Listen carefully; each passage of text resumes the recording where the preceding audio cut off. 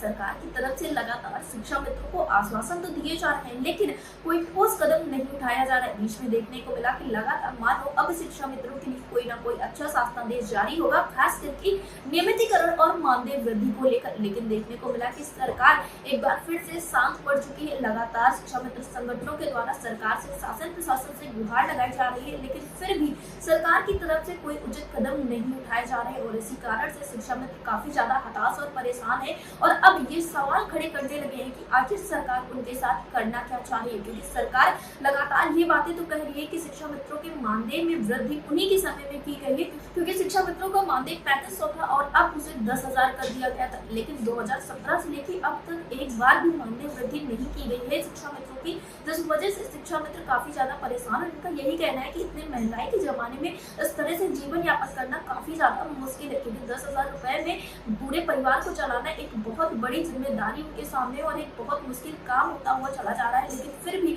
सरकार इस बीच में कोई कदम नहीं उठा रही। सरकार की तरफ से महज शिक्षा मित्रों को आश्वासन दिए जा रहे हैं और कहा जा रहा है कि हम आपकी समस्याओं का हल बहुत जल्द ही करेंगे, लेकिन ये बहुत जल्द कब आएगा, इस पर अब शिक्षा मित्र भी सवाल खड़े करने लगे हैं। और 2027 का चुनाव भी है। शिक्षा मित्रों का साफ तौर पे यही कहना है कि अगर सरकार इस बार उनके साथ कुछ अच्छा नहीं करती है तो 2027 के चुनाव में शिक्षा मित्र अपना दमखम दिखाएंगे और सरकार के सामने खड़े हो जाएंगे और सरकार के खिलाफ आवाज बुलंद करेंगे, क्योंकि जो भी सरकार सत्ता पक्ष में होती है उससे शिक्षा मित्रों को काफी ज्यादा उम्मीदें होती है। उन्हें यही लगता है कि मानो इस सरकार में उनकी समस्याओं का हल कर दिया जाएगा। और फिर इस वक्त पे तो उत्तर प्रदेश में भारतीय जनता पार्टी की सरकार है और यही भारतीय जनता पार्टी 2017 के पहले ये वादा की थी कि ये जो शिक्षा मित्र है, अनुदेशक है, ये सभी उनका परिवार है। और खास करके प्रधानमंत्री नरेंद्र मोदी ने खुद वाराणसी में एक घोषणा की थी, जिसमें उनके द्वारा ये कहा गया था कि आने वाले वक्त में शिक्षा मित्रों की समस्याओं का हल कर दिया जाएगा। बस शिक्षा मित्रों का परिवार है और शिक्षा मित्र थोड़ा सा धैर्य बनाए रखें। लेकिन आप देख सकते हैं कि 2017 से लेकर 2025 तक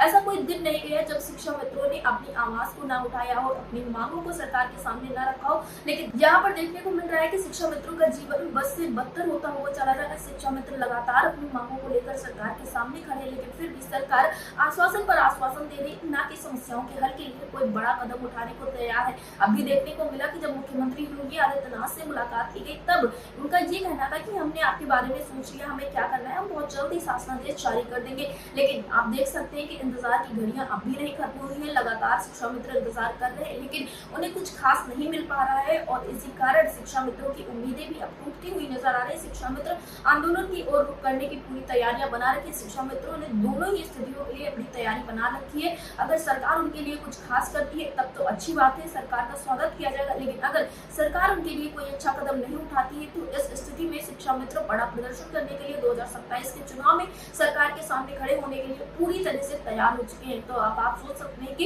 इस बार 2027 का चुनाव कितना ज्यादा खास होने वाला है, क्योंकि उत्तर प्रदेश में 1,43,000 शिक्षा मित्र और उनका परिवार जब सरकार के सामने नहीं होंगे तो सरकार को कितना बड़ा झटका लगेगा, आप अंदाजा लगा सकते हैं।